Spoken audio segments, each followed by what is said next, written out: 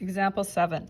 Given the graphs of f of x and g of x, sketch the graph of g of f of x. So we have our f of x graph here. Notice there's a restricted domain where x must be less than 3.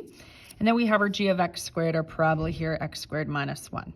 So what we're going to do is we're going to go to our f of x graph since it's substituted into the g of x and choose our points here. So if we've got an x value at 3, I'm going to write that down here on my x graph.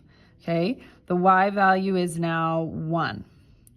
So what I'm going to now do with that, since f of x is substituted into g of x, I'm going to look where 1 is on the g of x graph, and 1 is at the y value of 0. So we're going to do that with the other 2 points as well. So we're going to go here, our x value is 0, and since it's right on the origin, our y value is also 0. So we're going to go to the x value of 0, which is right here, and our y value is -1.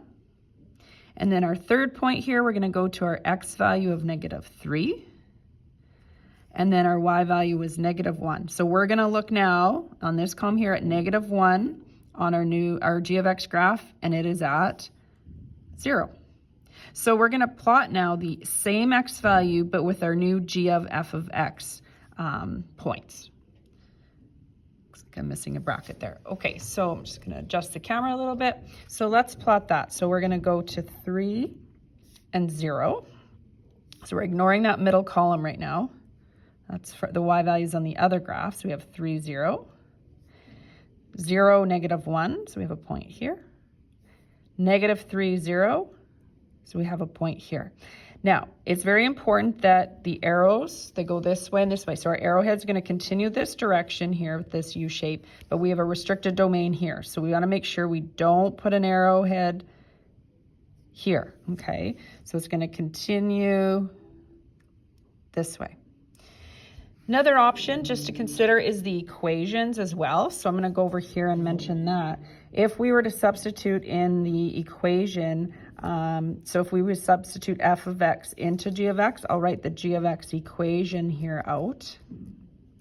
We still have to restrict the domain, but when we substitute f of x in there, so g of 1/3 x equals 1/3 x squared minus 1.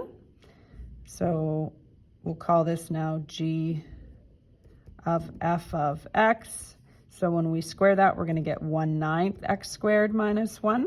So this is the parabola we have here, where x must be still less than or equal to 3. When we restrict our domain, we have to consider the graph of the domain of the inner function, which, remember, the domain of the inner function is still x is less than or less than or equal to 3. So we have the same thing.